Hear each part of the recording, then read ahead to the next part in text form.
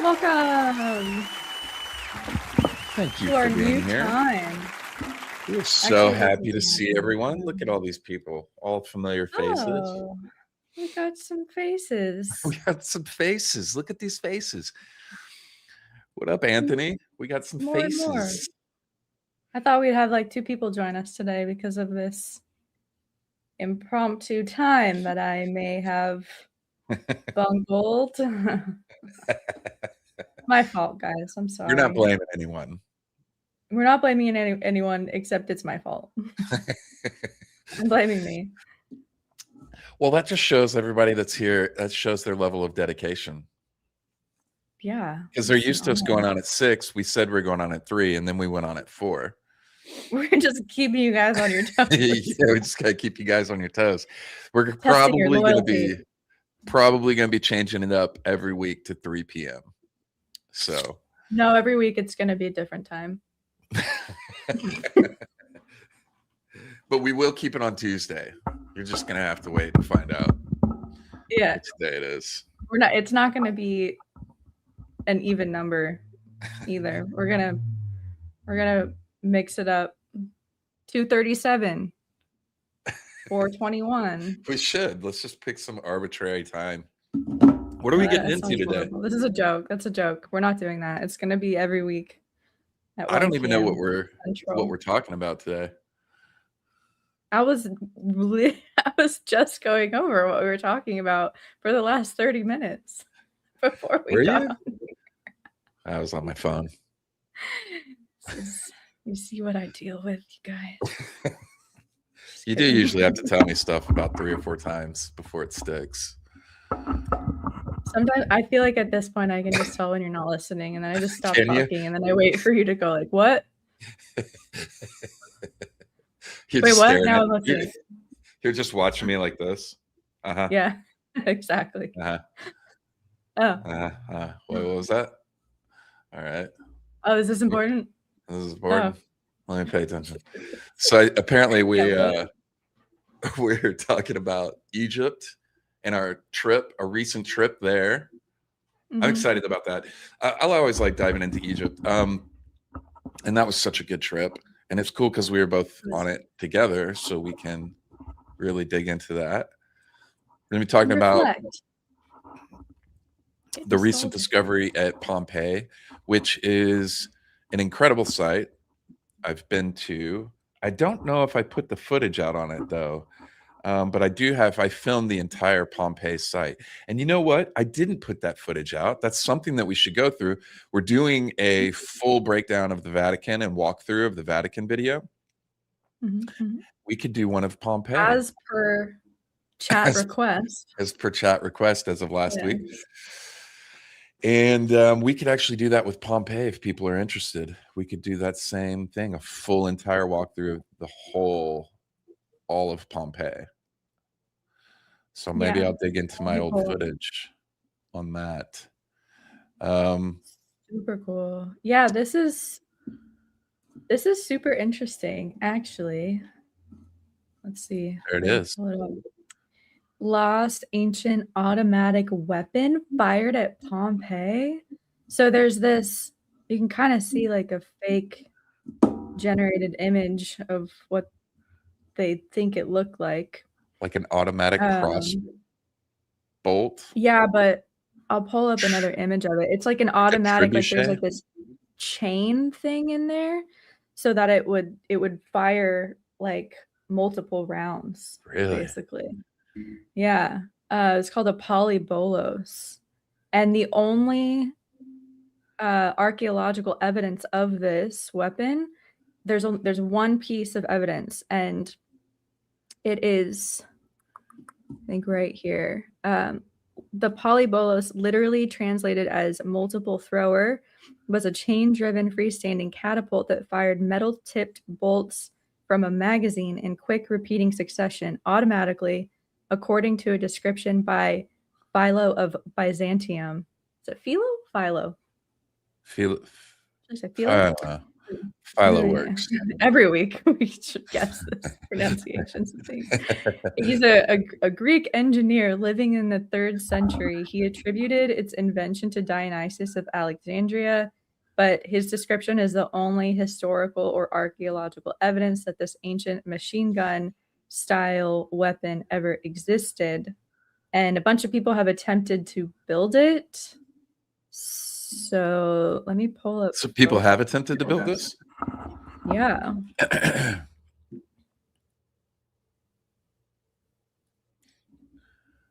Look at that. But there's been like mixed success with the attempts in building this thing. Really? Yeah, but this photo is kind of showing the evidence. The new evidence is in Pompeii, where some archaeologists found, let's see, researchers led by the University of Campania engineer Adriana Rossi may have found where a polybolos left its mark. So Rossi identified several series of square ballistic impact holes, each following a curved path in the walls of Pompeii. Huh. So wrong page. This is interesting. What Melodic Method said, I think if it worked well, many people would have replicated it in the time. But it sounds like people are having a hard time replicating it in our time. Yeah. So it might have been pretty difficult unless you just knew exactly what you were doing back then. But that's kind of crazy that there's just one piece of archaeological evidence, but now they found these holes in the wall that like match the description. Yeah, or like the match the. There's all sorts of incredible things that were used for warfare back in the day. I mean, I think the Greeks are the ones that had the cranes that were over the wall and would just drop down and grab ships and crush into them, lift them up and drop them. So they had like cranes that would like go out over the wall fortifications into the bay and grab ships like a claw and crush them, lift them up, and then drop them. Hit that first image there. Claw of Archimedes. Claw of Archimedes. So, this kind of like automatic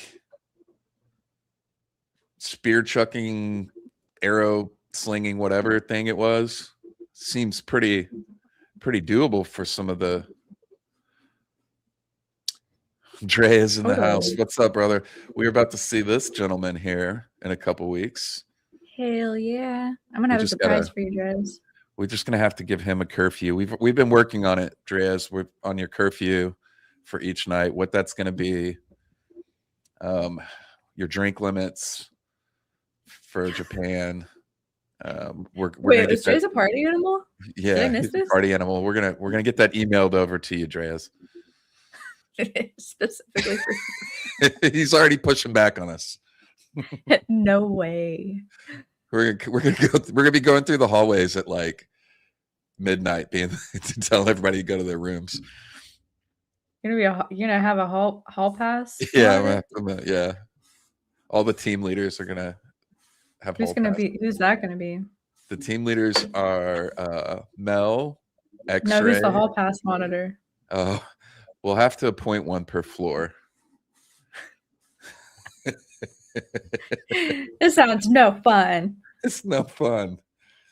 They wouldn't let me drink alcohol. Japan, dude, I'm trying to make friends with some old Japanese salaryman and get super drunk and pass out on the street. Pass out on the street with them.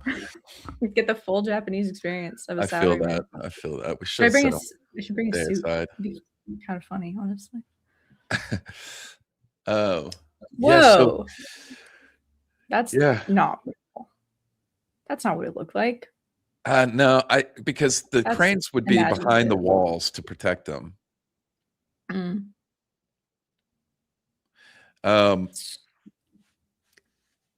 and then they would swing the crane out, so they didn't know that the crane was there, and then they'd swing the crane out and grab the ships Oh, and like lift them up. this. Yeah, exactly. That's it. Yeah, can you make that bigger? I'm trying. Yeah. Yeah, so that's how it worked. Wow. I like that they have like that they have bulls there, and like if they could build this and conceive of this, and they had like automatic weapons and stuff, that they couldn't figure out some crank system that people could use and function, or like a, like continue the leverage system, pulley system down onto like some kind of wheel that they could spin and alleviate force that people could do instead of having bulls. Yeah, But right. yeah, whatever. I This like is I like that this drawing, this guy falling out. but yeah, they were doing crazy stuff. We've got I don't know how far back it goes, but they were making robots like 1,000 years ago. Excuse me? Yeah, they were making robots and stuff back in the day. Like little mechanical robots? Yeah. Ancient mechanical. And people don't, I don't know, Robot. nobody ever talks about this, but you can just find all these pictures of stuff that were like automatons that they were creating. Automata. Sophisticated self-operating machines developed centuries ago using gears, levers, hydraulics, and pneumatics.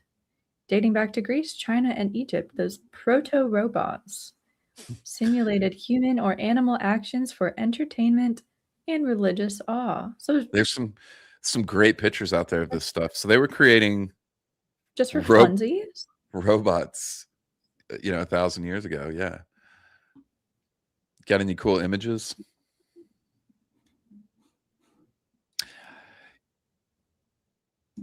I don't know what this is going to be a real mixed bag of images. Huh. Robots of ages past. A lot of them look like dolls. Is this the inside? What is this?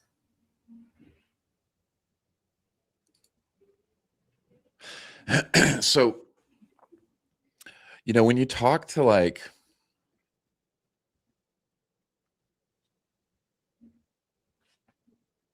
and hear comments from archaeologists and stuff who talk, that are just so against like this ancient technology. It's like there's plenty of stuff that showed that people were like crazy advanced, diagrams and all sorts of things for robotics, steam engines and stuff. Yeah. Technology that was lost and reinvented, the Antikythera mechanism, massive crane systems, and cities with skyscrapers. What's that? We put that in our caption, our title last week. The how do you say it? Antikythera. But we didn't talk about it. So I don't really know what that. I know it's like an ancient computer. Hello, Tammy. What's up? Yeah. So like that picture there, that is a that would be a robot. He wouldn't have any legs. All of the stuff underneath would be the mechanisms that are used to power him and make him do things. Make him play chess. Yeah. Now there's pictures of these. Some of these automatons still exist and are on display in various places in the world. That's so cool. Constructed in the late 18th century by inventor Baron Wolfgang von Kempelen. That's a sick name. And known simply as the Turk. This life-size chess-playing automation was actually a mechanical illusion that allowed a person skilled in the game to control the motion. As a result, the Turk defeated many challengers, among them Benjamin Franklin and Napoleon Bonaparte. Bonaparte. So that means, but some of this goes way back further, than the 1800s. Some of this goes back, like you were reading before, to Greece and Egypt and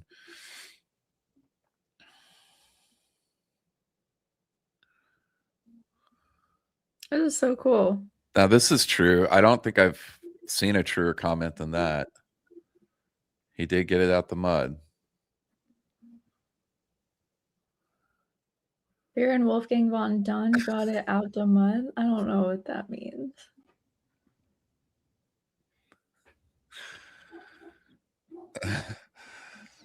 I'm sorry, I'm dumb.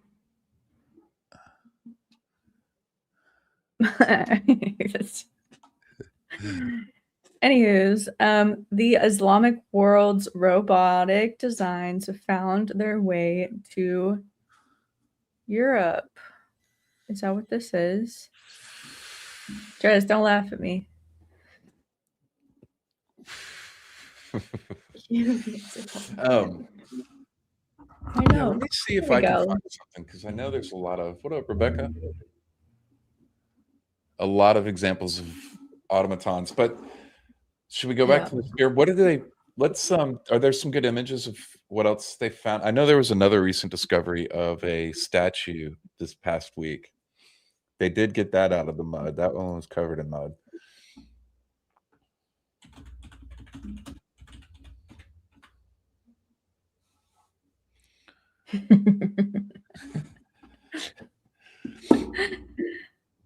Here we go.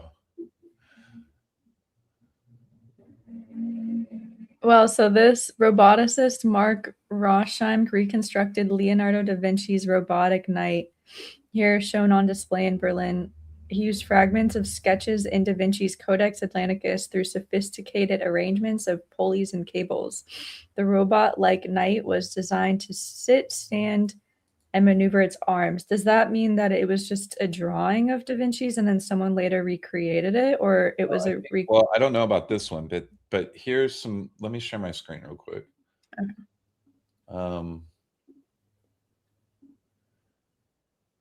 Here's some really good examples of like of what a lot of this stuff looked like. So like trying to find some really old stuff. Robot duck? Yeah.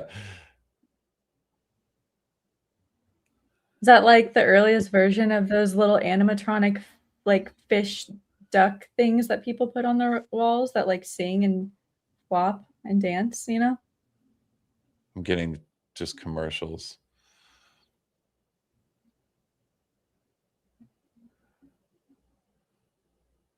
There's the goose. The golden goose. I'm trying to find a really old one. I don't know.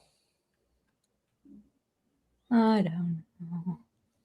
What? What is this?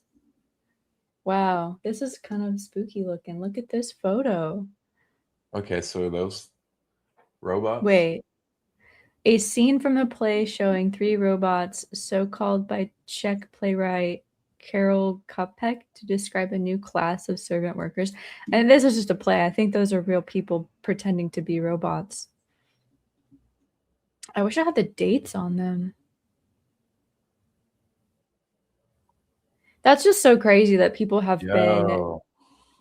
Have you seen the state of Priya Vihir Temple in Cambodia now due to the conflict? It's in ruins. Went there back in December. Oh no.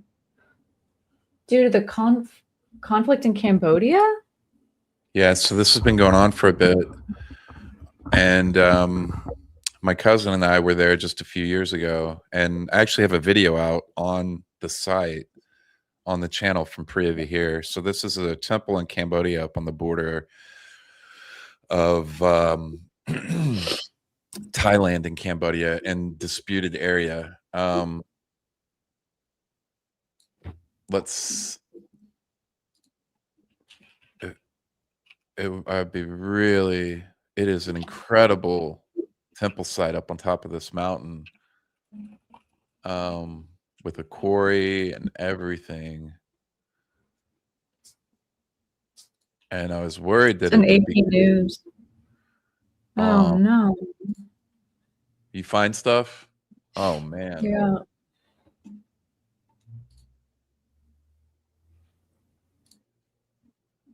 This Sorry. This is horrible. Oh my God. Pop-up city. Lots of wreckage, but no tourists.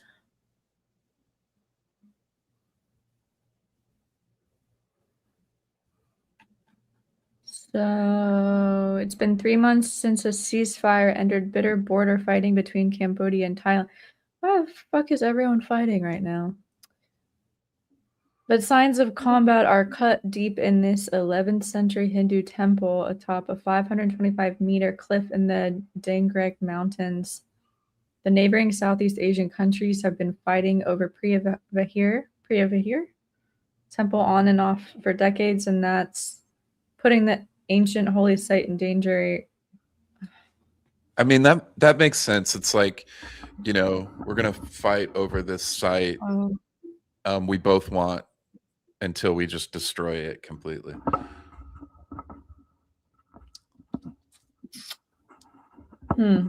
This site is amazing. Let me find the video and drop it in the chat for y'all that we did on this location, because it's worth checking out.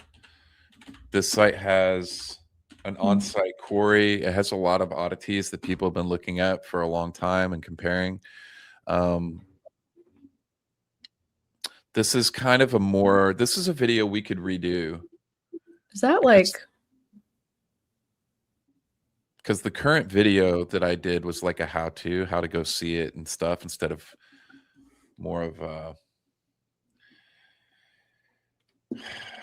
So all of this damage is recent? Was this all standing when you went? Yeah, that's crazy. Wow. So if you guys want to see, I'm going to post the video before all the conflict over there in the chat. I'm gonna just pull it up real quick. Where did you find the video? Yeah. Yeah, I just linked it.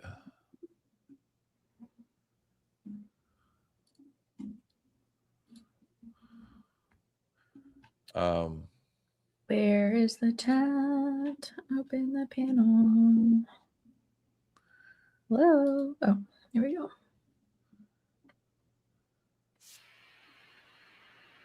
Yeah. 25-meter clip.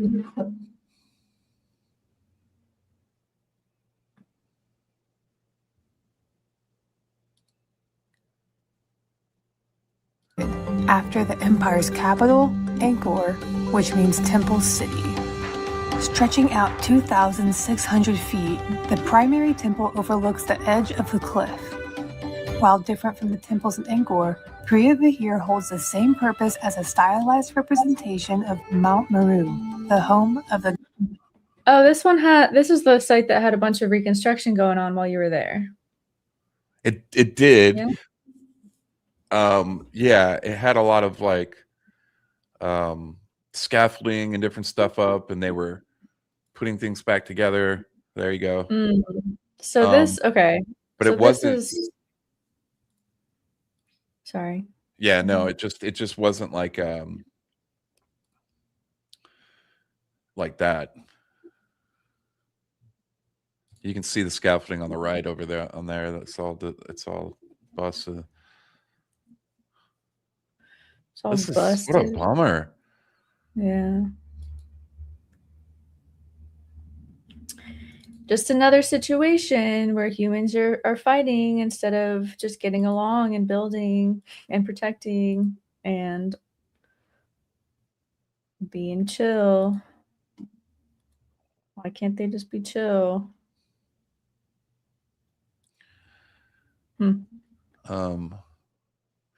Yeah, this site is really incredible, and it's way up in the north of Cambodia. So it was quite a little journey to get up there, and but totally worth it.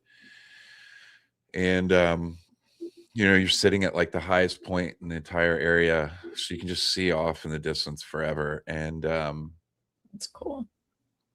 There is a quarry site right on the edge of all the cliffs at the end that I think I show here in the video towards the end.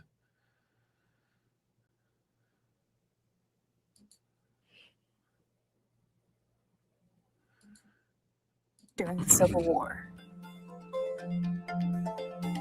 At the back of the site, a sandstone quarry can be found nearby.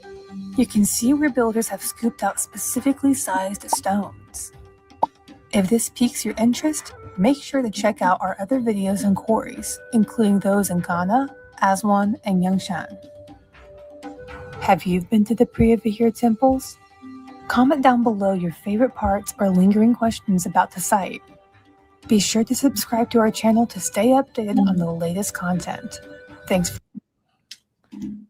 It looks so cool. It's a look, I'm here because of the recent fighting between Thailand and Cambodia. That really makes me sad. What a bummer. Not cool at all. I think that was an interesting trip. I think that was the day my cousin had explosive diarrhea. Damn, they're getting blasted in the comments. Yeah, really bad day for him. That'll make it memorable. He ate a bunch of frogs the night before. That'll do it. Well, thanks. I'm not eating frogs in Cambodia now. So, not that I was really looking forward to that or anything. I think I'm good. You can eat. They serve the frogs. Yeah, up by Priyavihir where we stayed, there are frogs everywhere, and then you can order frogs too. So good. I imagine they were just going out in the back, grabbing frogs, and then cooking them. Yeah, I'm good on that. No desire for that one, really. Is this the same trip that the baby bath noodle place? Yes, yes.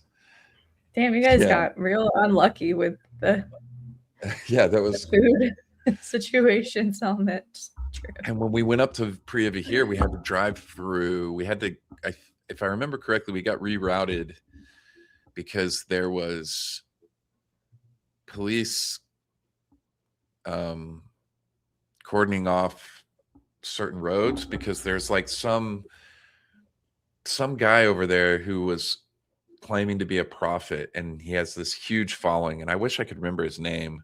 And so there was like just tens of thousands of people out there following this guy, and they were all just out in the field somewhere and been staying there for a while. And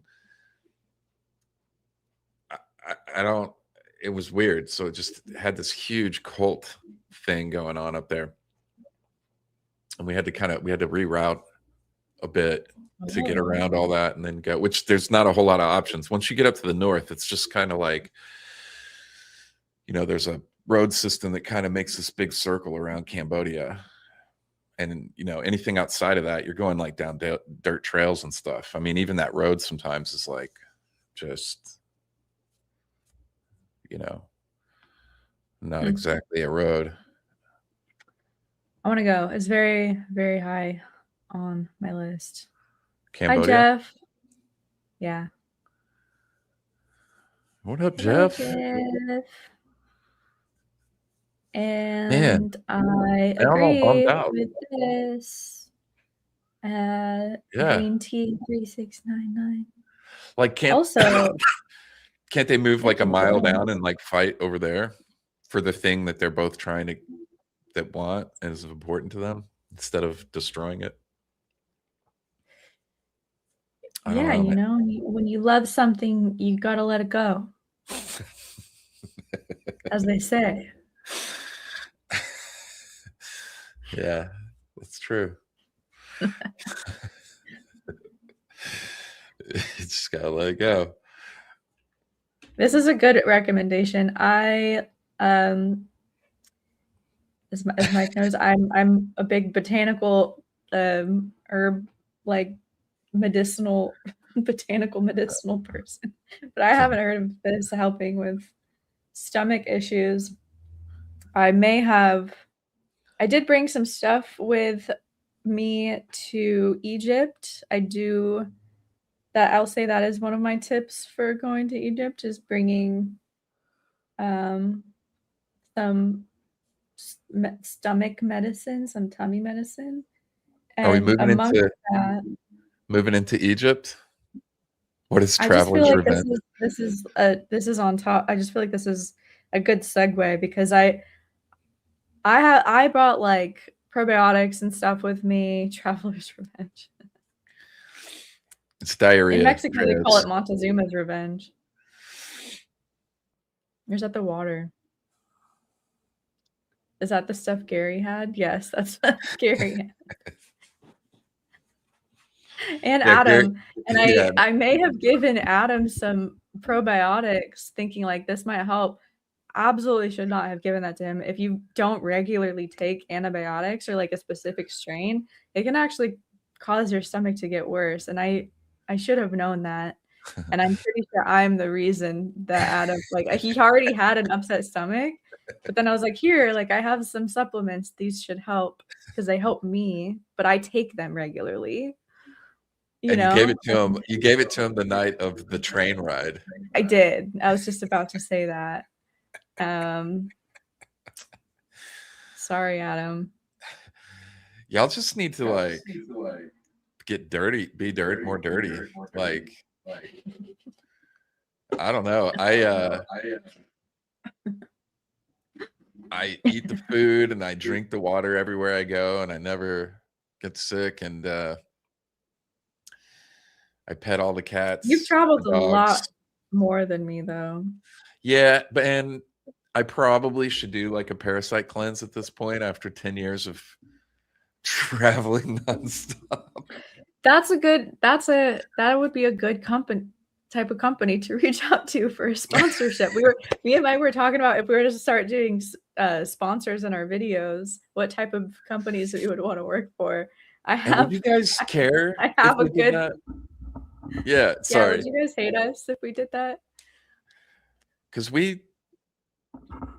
that would be. I'm sorry I interrupted you there. That would actually be funny, and that would be good. But like, I've avoided for almost 8 years doing any kind of sponsorship or like promos or anything in the videos. So it's something, you know, I just don't like interrupting the flow of like our travel videos. So yeah, that's why it would have to be real like seamless and creative. Like I wouldn't want to record a commercial and just plop it in the middle and have it be in a different set. Like it would have to be on set, whatever, in like doing what we're doing, integrated seamlessly, like a quick little thing, you know, like creative. I don't mind ads like that, but yeah, you're right. When it's like when it just interrupts the video and it's just like you're in someone's office and it's totally off site or not, and the sponsorship has nothing to do with the content. Like I think that's why I think like travel gear would be cool. Or yeah, like like health things to keep you healthy while you're traveling, because that's huge. Yeah, it's well, you know, we will give it good thought before deciding on something like that. I've never done it on the channel and I've never wanted to, but you know, I don't know. Yeah, it would be really odd if we did like if we're doing this really kind of impactful like travel and inspiring travel video, and then all of a sudden it's like Raid Shadow Legend. You know, get your level 12 orc free if you sign up now. Yeah, no, can't do that.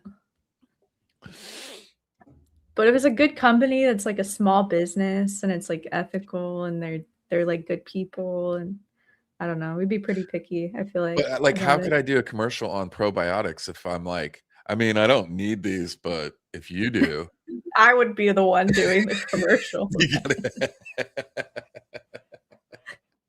You'd be like, I'm fine, but Sammy over here. Yeah, if you have a friend she like needed Sammy, this. If you're like Sammy, perfect.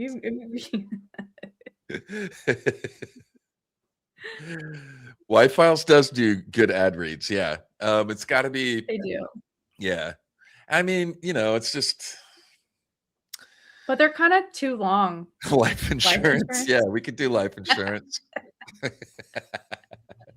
That might be. I can think of several times that I probably needed a life insurance sponsor when I was traveling. Yeah. Yeah, we could go somewhere really dangerous and then do a life insurance. Yeah. Are we doing anything like that? So I was reading an article today about one of the places that, we're trying to think of when we do we got the Greece tour in November. So if anybody wants to come on that, you can still join us. But we're thinking about places to go after, because once we're over somewhere, we want to kind of hit up some other spots and stuff and do some filming too. After the tours, we're already in this area. One of the places we tossed around, I think last week, was Turkey, getting back over to Turkey. So I filmed Göbekli Tepe and done a bunch of different stuff over there. But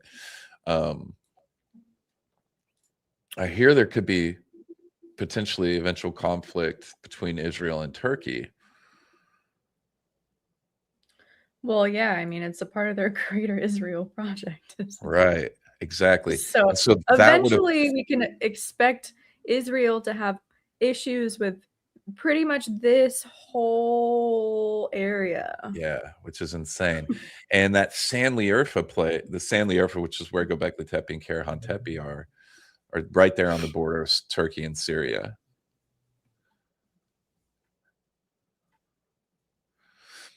There's Sanli Urfa there at the top, middle-ish, to the right. That boat would be crazy. What? Where? What? To the right. There it is. You're on it there.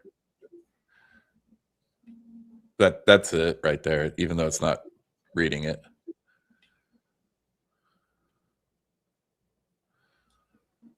So that's where Göbekli Tepe and Karahan Tepe are. Now, if you scroll out, and that big lake up there on the right, it's Lake Van. I didn't get to go there last time, but that's where the Ark of the Covenant is supposed to be. The place that, not the Ark of the Covenant, the Noah's Ark. Oh yeah, yeah. Wasn't that? No, never mind. So Noah's Ark is supposed to be there in that area, and I wanted to get up and see that area, that site area. And there's also a couple like really old megalithic temples up there too that I wanted to see. And most people don't make it out there, so maybe in November, if things aren't too hot, getting up there might be something that's cool. And yeah, it would be a pretty brutal time of year to be there in November. Actually, it'd be December or end of November. I was gonna say I watched a bunch of like backpacker channels. I bet you there's some crazy hiking that people do. Look up Noah's Ark and you'll see that's Mount Ararat. Yeah, okay, you're on it. But if you look up Noah's Ark, Mount Ararat,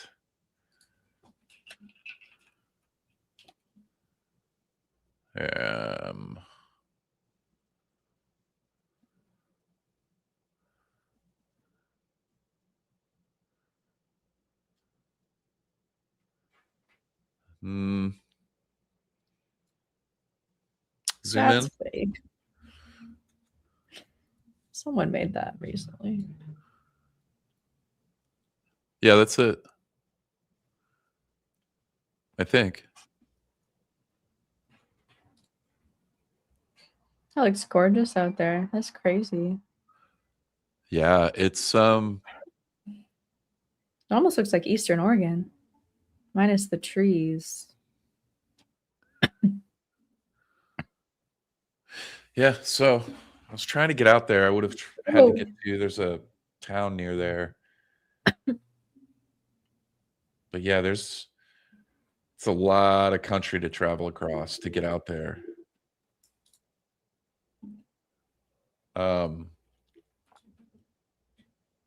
Azerbaijan would be crazy. And then I didn't do any of the west coast of Turkey, which is like Ephesus and different places like that. And Troy. So Maybe I keep seeing. maybe we'll do that. I don't know. Maybe we'll do Ethiopia. I don't know. Maybe we'll do Slovenia. Maybe we'll do Maybe we'll do a probiotic ad. Kyrgyzstan. I do really want to go to Kyrgyzstan and Kazakhstan and Uzbekistan and Turkmenistan and Tajikistan. All and of the Georgia. stands. Yeah. Where was that video I sent you recently? I was like, oh my God, a place I've never heard of. Did you even see that video? You know what I'm talking about? I'm not. Did you send it to me on Instagram? Yeah. I have a million messages, unanswered messages on Instagram. When I look at what you send me first. So you get preferential treatment in my Instagram. Oh, thank you. Thing, but then I just get backed up on there, and I try to get distracted by watching reels, and then you're like, "Oh, gotta send this." I do. I watch a lot of AI zombie reels for some reason. I don't know why I'm doing AI that. zombie reels. This is a new internet niche for me. So, I didn't know that's a thing. Do you want to hear about it? So there's short AI clips of like people making like safety compounds away from zombies, survival like compounds and stuff. I don't know why, and I just sit and I just watch them over, just one after the other. I know. Sounds fun. Anywho, should we get into Egypt? Let's do it. Egypt. We said we were gonna. We were here. And then we took a train all the way to here.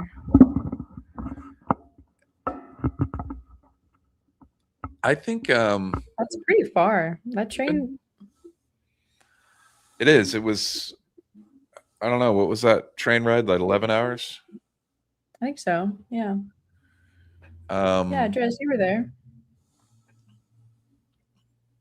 And you can fly from Cairo to Luxor. It's like 45 minutes or an hour or something. I don't know. It's not very long. But the train ride was fun. I really enjoyed it. Yeah. Everybody was having fun. We went into I like that they had the hangout cart. Sammy and I went exploring, and then we went and everybody was in the, what'd you call it? The bros room? What did I call it? I said, this is the bunch of dude bros room. Dude cart. The dude cart. The smoke cabin. It smells like just straight cigarettes. I mean, it was stinky. We walked in there. We said hello. We were like, all right, we're out of here. This smells like cigarettes. Everybody was having pre-packed beers in there, busting out all their beers. Here it is. What up, guys? I gotta check out. I thought the train was fun. The train was fun. I wish I got a clip of the cart, but I only got the vertical one. So I didn't want to like put it into the video as like a random vertical. Yeah. So what would your take be on if somebody's going to Cairo the first time, fly down to Luxor or take the train? Take the train. YOLO. I will say this: if you're over 5 foot, what do you think? 10? You're not going to fit in the bed. Yeah, I'm 5'3". I fit just fine. I'm 6'3". I did not fit just fine. Yeah, if Ian was on this train, he probably would have been a little grumpy in the morning. Yeah, but I'm pretty easy. I feel like I can sleep anywhere. Yeah, but the train would break throughout the night, so you'd get shuffled forward so that the beds all lay facing like sideways, right? So in the sideways to the direction the train travels. So when the train stops and hits a brake, you roll, which can roll you off the bed. Yeah, we were kind of, me and Sam, I feel like we kind of talked about how it was like you're kind of being rocked to sleep, though. It was a little bit of like a. That's what I was trying to do. And we did hit the train. Absolutely hit someone that night. Pretty sure we hit somebody. I feel like we didn't do a good job of explaining this in the moment on camera in the video, because we kind of just like we're like, haha, yeah. I should have put the camera on the person that was like reenacting the scene. Yeah. But the guy that we heard yell, it was like, like it wasn't like a horrific, like blood curdling scream. It was more of like that's why we were laughing, because the yell was like kind of a funny yell that this person had, but it did sound like a thump and then like a I'm so it's like if dying. someone was really hurt, like I don't think that is the sound that they would have made. Blanton But was maybe 6 foot. How tall was Blanton, guys? I think he was 6'8". tall. I kept thinking about him that night. That whole night on the train, I was like, oh man, Poor Blanton. he's gonna leave a horrible review and he hates me. And I'm sorry, Blanton. Like, yeah, I mean, man, if you're going on trips like this, like Egypt is not a trip for relaxation and feeling rejuvenated when you come home. Like you're gonna come home feeling exhausted. yeah. But like in a really good fun, it's a very, you got to be down for a little bit of feeling uncomfortable and big adventure. And it made it better being around a bunch of other people, because it was like shared misery. Yeah, everyone was such good vibes about it. Yeah, and everybody was, and that made it actually enjoyable, because we were all just like laughing through how funny some of the suckiness was. Like in the morning when they brought us our food, there was a point where everybody was peeking their head out to see, like, did y'all get this shit too? Like, it's just a whole tray full of like 5 loaves of bread. And yeah, I didn't have any breakfast that morning. So if you're gluten-free, if you have a gluten allergy, don't expect to be eating. Except the dinner wasn't horrible. It would have been way worse if that was in America, honestly. It was rice and chicken. Yeah. It's dry, though. I imagine Blanton probably already expected this. I guess that's true. If you're that tall, you probably don't expect many places to actually fit you. Yeah. Maybe you're used to it already. Still felt bad about it, but yeah, maybe some things that probably would have made it better. Actually, someone, I can't remember who, but someone gave me earplugs. That was really, really helpful, and an eye mask. I mean, the room was pretty dark. You had lights that could turn on and off in there, but earplugs, an eye mask, and like some pretty cozy clothes, because I got really cold. I was kind of hot. I was kicking my comforter off, my blanket off. Well, I didn't get under the blanket because I was kind of scared. Everybody was worried about bed bugs. Yeah. Yeah.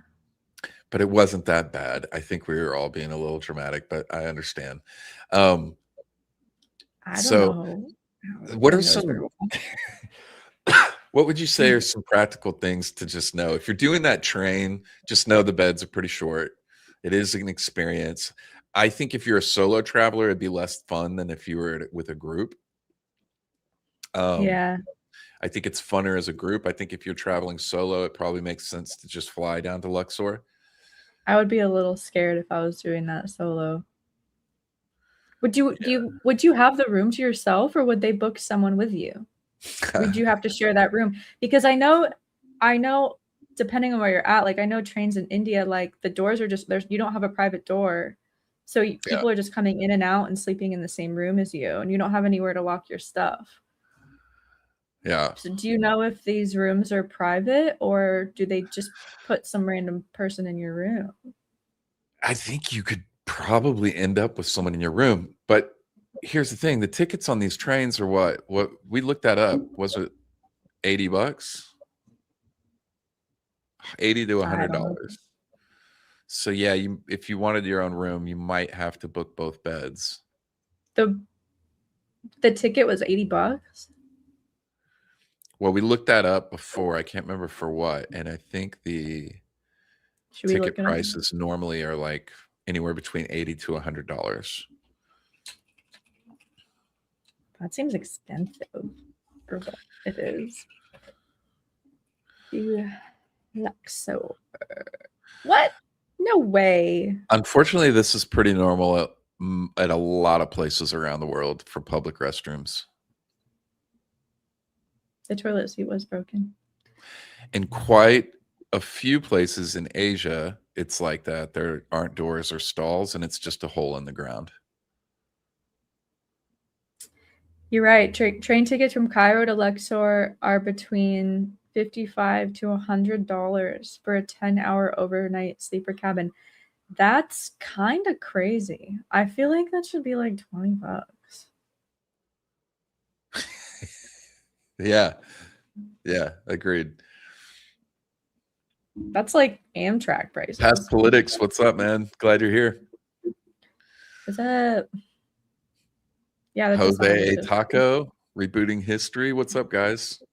Jose Taco. You're my favorite name, by the way.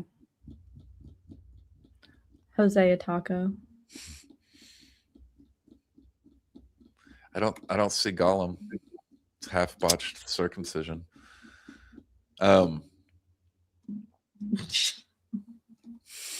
That's probably my favorite name. Also, I think in Egypt, another thing to be prepared for is to have to pay every single time that you have to take a pee. Unless you're a girl. You didn't have to pay? No, I just was like, sorry, I don't have money. You did that all through the whole trip, everywhere. I legit did not have money though. I was not, but after a bit, I was like, wait, this is kind of nice. There was a point several days in where I realized you were doing all these interactions with people and guys on site that normally if you take a picture or do anything with, they demand money. And you were just getting away with it. It took me a few days before I realized it. Whereas if I did that, I'd be getting followed for like the whole rest of the site. I got a little bit of a princess treatment for sure. And it's funny too, because there was that wasn't Ahmed, our tour guide, like he was like, they're gonna be like, here, hold this trinket. Like all the guys that were selling stuff, they'd be like, here, do you just want to look at it? Like, oh, you can have it. But then like, don't just say no, because they're gonna come back and ask you for money. Yeah. So that happened to me numerous times where these guys were like, do you want to buy this? And I was like, no. And they're like, here, just have it. I was like, no, like, I don't need it. I don't want it. It's okay. And they're like, no, it's for you. And I'd be like, okay. And I would just take it. And then they didn't ask for money. And I was like, cool. So I got a bunch of little trinkets. Yeah. Really? Sammy just gamed the whole Egypt trip. It was amazing. I was really baffled by your ability to move through these sites unmolested and with the spoils of war. Yeah, in the photos, like there were a couple like older gentlemen too. They were very sweet. That they'd be like, "Oh, do you want a photo?" And I'd be like, "No, it's okay. I don't, and I'd be like, I don't have any money." And they're like, "Oh, no, it's fine. Here." And then they'd like take me to their favorite spot and like take photos. Do you remember that the guy at Luxor? I should pull these up. They're really funny because this guy spent like, I feel like 10 minutes with me, taking me to all of his favorite spots around the site. and we would take turns taking photos of each other. So yeah, I was like, let me take photos of you. And he's like, oh, okay. And he would like stand in the spot and like pose for me. And he'd be like, now you. And then he would take my camera and then like take a photo of me. It was pretty funny. That's amazing. On a trip to Egypt before our recent one, the one time that I tried not to pay at a bathroom, I was like, I don't have any money. And I just kept walking past them. And I was using the bathroom. I was at a urinal and they were just in my ear, like literally just right here, like bada, bada, bada, bada, bada, bada, bada, bada. The whole time I was peeing. I'm just here, right here. And and I'm like, bro, like you just get harassed. while I was peeing directly in my ear. Yeah. Yeah, no, I did. I mean, I guess that is something good to know. Like I could not get money out of the ATMs. My bank card kept denying it. I tried several different ATMs. It just wasn't going through. Like I just couldn't get the money out. And because I use a credit union, they have super tight hours. They don't have a 24-hour phone service. So being, however many, what is it, like 13 or 16-hour time difference. Yeah. I just couldn't call them unless I guess I called them at like 2 a.m. or something. Yeah. But eventually we figured it out. I think I ended up getting some money back and calling, or I did owe Ahmed some money. So I got some money out by the end, was able to like pay him back and stuff. And you figured out the system somehow over there. Yeah. It's like, I'm so sorry. I don't have money. But I do also get it. Like that's their way of making money, providing for their families. So, but some of it's kind of scammy. That is one thing that's true. That's, I guess, something to touch on, like what expectations versus reality. Like people, something that people say about Egypt. That's like the things that people say about Egypt that are true versus not true. The scams are true. Yeah. And if you are a watcher of Small Brained American, he has multiple videos titled "How Long Until I Get Scammed in Egypt?" Or he has a video titled "Scamming the Scammers in Egypt." And he did this whole bit where he was trying to scam the scammers back in Egypt, and it's very funny. I think that's probably kind of what makes it hard is that you're not sure as you navigate your way through Egypt what social interactions are kind of setting you up to try to get money out of you, and what are just genuine social interactions between people, which you're looking for. Right. And to not have to pay to just have a conversation with somebody or, experience this thing or whatever. I think they usually ask for about $1. Yeah. To go pee. Does that sound right? Yeah. So if you have a small bladder, plan for that. At least $5 a day. Yeah, more than that for me. $5 to $10 a day of your budget to go to $20 bill. Yeah, it's a really interesting like tension between the generosity, like, and hospitality, and the hustle culture that they have. Like, that's a good word. Because it feels they genuinely do feel very hospitable and welcoming, and they're happy that you're there. But are they happy that you're there because they know they're going to get money out of you? Or is it like they're happy that they're there, that you're there, so they get to share their history and their people and their culture with you? It probably depends on the person. I don't think that you can really... And so you're navigating that in all your social interactions. And I think that, you said it perfectly, that tension that you have navigating that on every social interaction can kind of wear on you after being there for a week. Yeah. And if you're there for longer, you know, my cousin and I went a few years back, and we were there for a couple weeks. And by the end of the trip, I think we had 2 days left. There was still sites that we were going to go see, and we were just like, "Yeah, I'm done." We hit our limit at I can't remember the name of the site. It's right near the Colossi of Memnon. There's a site right there that we didn't see on the tour, but it's a great site. And we were just sitting there. We were the only people there, and we were just trying to have a moment and like standing amongst these columns and this space, and just trying to kind of just relax and just enjoy being here in the space. And then it's just all of a sudden someone comes over, and it was just kind of harassing us. And we just both were like, kind of looked at each other and was like, "I'm done, dude. Like, I just want to go sit in the hotel for a few days and relax and try to," because we'd been going pretty hard. Yeah. But yeah, that made it kind of it just, The harassment is exhausting for sure. and it builds the whole time that you're there. So you're And always the negotiating. kids begging for money is really hard. That's really hard to see. Just the amount of like that level of just like, yeah, kids being on the streets begging tourists for money. Like it just sucks. And you want to help, but if you You do, wanna help. now you've got 50 kids around you. And Yeah. they'll follow you for as long as they can. Yeah, there were a couple times where even being with the whole group where I got kind of singled out by like I remember coming out of the restaurant, I had a kid just like latched on to me, like just going, you know, money, money, money. And I think Adam stepped in and was like, He did.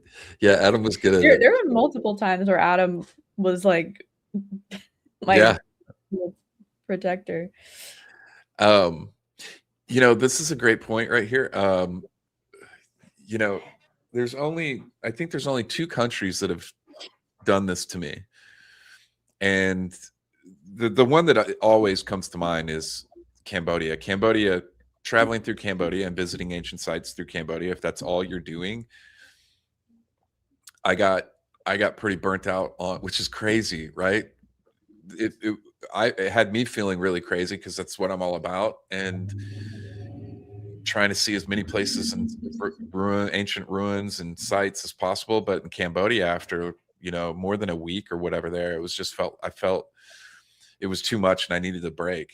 And I'd never had that experience before. And then going to Egypt, you know, like I just shared a second ago, had that same experience by the end of our 2-week-long trip there in Egypt, of just doing nothing but ruins from sun up to sundown every day for 2 weeks. And both of those places really just kind of Exhausting. By the end of it, I was like, yeah, dude, I don't want to see another temple or ruin for like, I need a break. Well, it's so much walking too, let alone like, yeah, the social interaction is one piece, but then just that much walking, and then some of the pyramids and temples and stuff, you're climbing up and down these stairs, like the red pyramid and the bent pyramid, like getting down into those that was intense. Like my legs I didn't do both of them. I just did one of them. I don't remember which one, but by the time I got out, like my legs were shaking from being exhausted.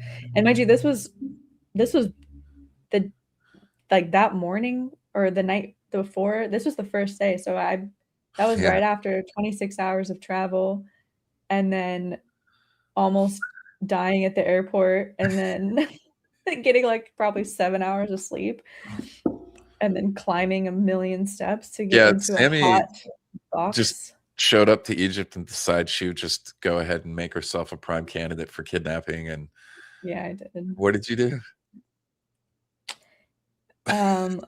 For educational purposes, don't do what I did. And okay, so this is frustrating because I saw a video about how to deal with the exact situation that I was in after getting in this situation. So I was like, why the fuck did I not get to see this video before I was in this situation. So I was traveling for 26 hours. I had to take 4 different flights to get there. So I went from Oregon to Washington, Washington to Vancouver, Vancouver to your UK, and then the UK to Egypt. So by the time I actually get in the airport, I was so done. And then I was having some bodily malfunctions, and I just like was overheating. I was overly dehydrated, and there are no water fountains in the Egyptian airport. There's nowhere to get free water in the Egyptian I airport. remember And you texting me this. Yeah, I was so I was in the customs line. So when you land, you have to go get your visa at the little bank. I didn't realize this. So I just immediately get in the customs line because I fucked up and didn't do it soon enough. If you do it online, you have to do it a week before. Yeah. Otherwise, because it takes a week to process, and I didn't do it a week before, so I had to pay again in person. But anyway, so I get through the customs line. I'm literally overheating. I'm just absolutely dying. I'm alone, and I was wearing a hoodie, and I had to take my hoodie off, and I'm just like in a tank top. Every single woman around me is completely covered wearing hijabs. I'm feeling exposed with my shoulders. I am having to sit on the floor because I felt like I was gonna pass out and throw up. And I'm just looking up at people around me, just being like, somebody carry me out of here. Anyway, I somehow get through this line, and then the lady's all annoyed with me. She's like, you need to go get your visa. So now I have to get out of line, go get my fucking visa, get back in the line. I just cut everyone at this point. I'm like, I already waited in this line. I don't care. Did you really? I'm To gonna the get at the done. bank? No, in the bank, there was one person in front of me. So Yeah. I go to the bank, get my visa, but then to get back, that customs line is really long. Yeah. And I did not wait. I just cut everyone. And I literally had a guy tap on my shoulder and be like, excuse me, why do you get to go in front? He was mad. And I said, I'm so sorry. I literally was like, I was here before. She told me to come back. I promise I'm not being an asshole. And I get my visa stamped, immediately get zeroed in by security because I'm like just a sweaty, anxious looking mess. And they're asking me all these questions, do I have a drone? Do I have drugs? All these things. I'm answering. I'm like, no, I'm sorry. And I'm so sorry. I don't feel good. And he's like, okay, passes me off to another guy who just asks me all the same questions. Yeah. And then he's finally like, okay, you're good. So I finally get through. I think I get my bag. So this is the cool thing about being in a tour, is that you can set up a ride to pick you up, which I had done. I had paid for the shuttle to pick me up.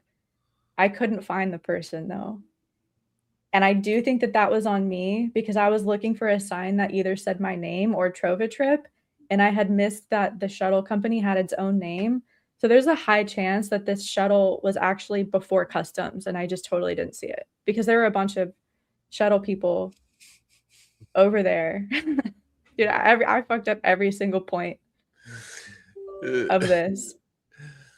And then so you made the then decision. This is what? And then you made the decision.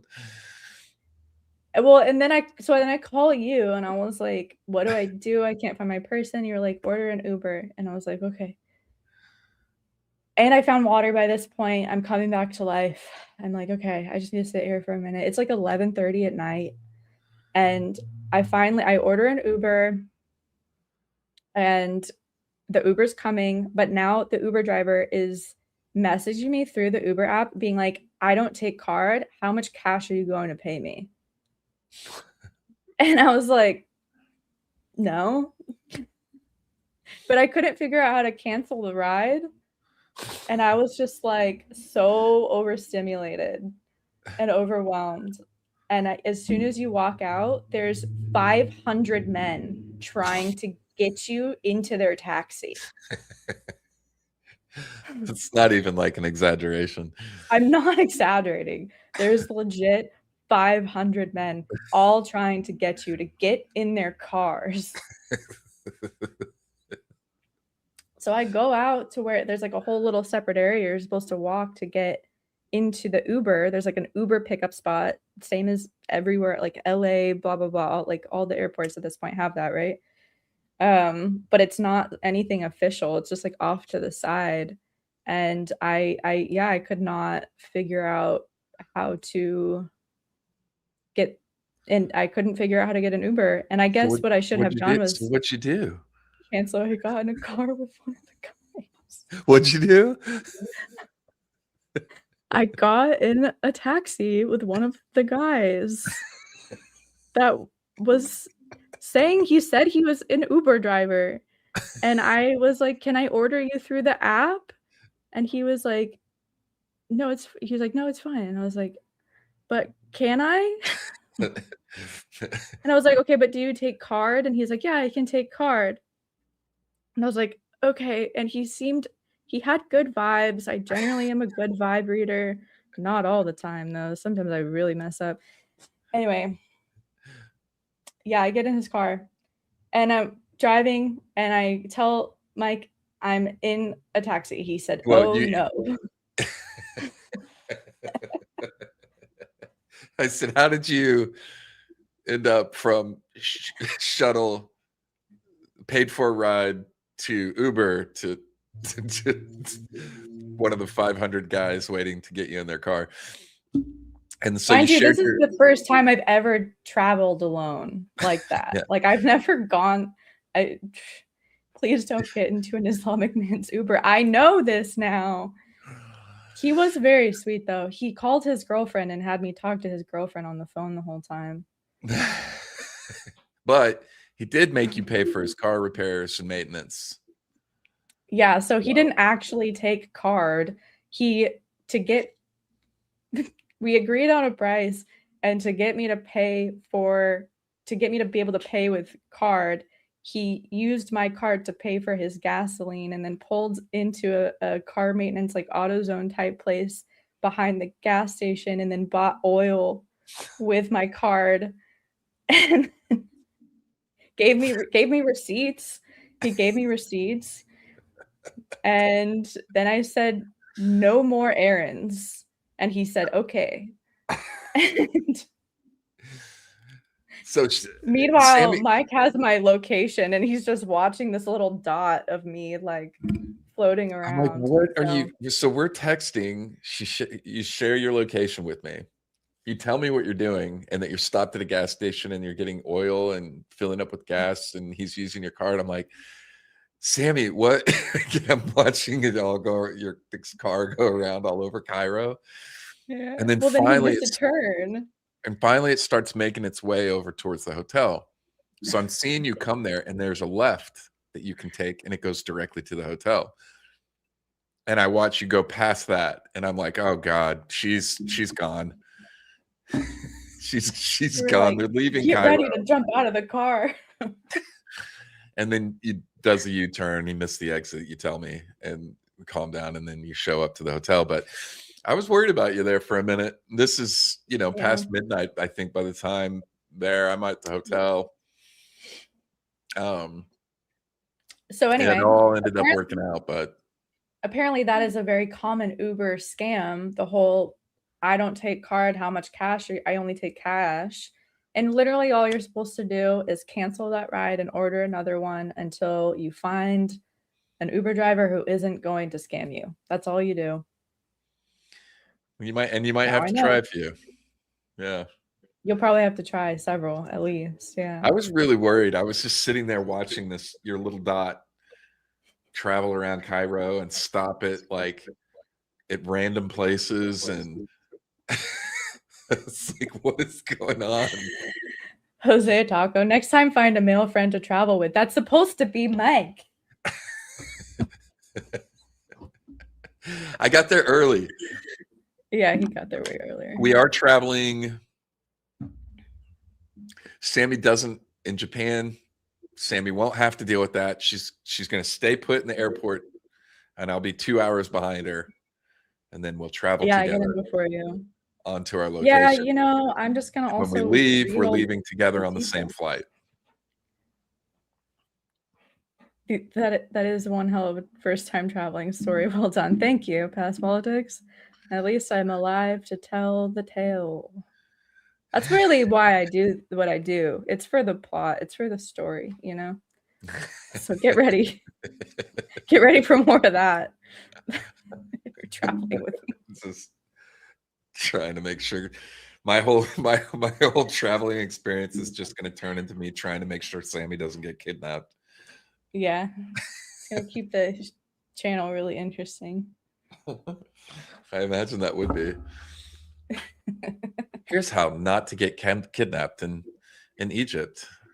Yeah. And just play the video. Don't do any of this. Don't do any of what I just did. I think that's one of those places too. Like there are several YouTube creators that I follow that are women that do solo traveling adventures in like predominantly Islamic countries and stuff, and it's just so crazy to see. I don't know if I would do Egypt solo as a woman. I've never been able to recommend Egypt solo for a woman.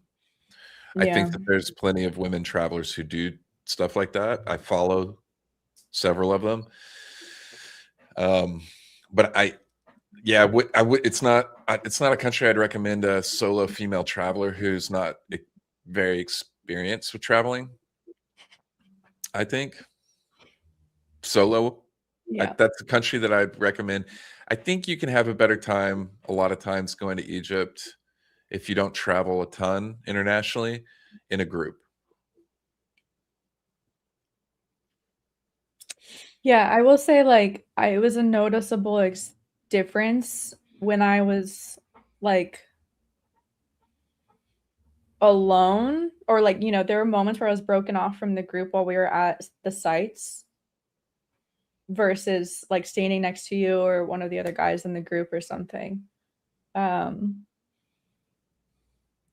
feel like I got way more just attention when I was alone, and not always like the best kind of feeling attention. Yeah. But some are fine. There's a lot of things that benefits in a country like Egypt, when you're traveling as part of a group or a tour. A lot of these things that that you don't have to navigate, the logistics of things, the traveling, the getting around, the getting into sites, the when you're walking around as part of a group, you don't get approached as much. You don't get singled out. You don't get followed around. And just having the guide, like the local guide there to kind of know. And Ahmed was amazing. Customs. I mean, he would just come over if somebody was being difficult and just yell out, "Go away," and make a scene, which worked. Yeah. And we had like a security guy there. We did. He was that's right. I forgot. He's really good at just kind of disappearing in the midst of everything. Yeah, he was like very kind of stoic too. He was just like a little guardian that followed us, or not little, he was big dude, but like there were points where since I was filming, I was kind of getting like lost in the back and just like trailing behind everyone, especially on the last day in the old town Bazaar. Cairo at the bazaar, which is going to be the next video. We're releasing. Yeah, it's gonna be cool. But yeah, there were a couple times where he was just walking with me to make sure that I stayed with everyone, and he was like, "Come on." Come on. I think there was a couple times where there was like some shit on the ground, and he was like, "Watch out." Yeah, I remember that. He was like making sure we didn't step in shit. It's very, very, very kind. Yeah. What do you think has, like, from the first time that you went, what do you think is different from how Egypt is portrayed versus actually experiencing it? And then, like, having been there multiple times now, Mm. do you know what I mean? A lot of the stuff that we're talking about that are kind of like the more difficult aspects to navigate, they're just these day-to-day things are you don't obviously see when from people that are promoting tourism to Egypt. And I don't think that these are things that are necessarily bad. They're just things you need to be aware of that you're going to have to deal with when you're traveling through the country. But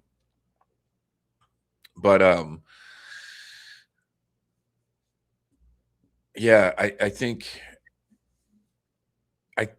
Egypt is one of those countries where if you're staying in Cairo and you're doing like maybe a shorter trip and you're going to see the pyramids and the gym and things that are in and around Cairo, Saqqara, and the Serapeum and Bent Pyramid and the Red Pyramid and things like that.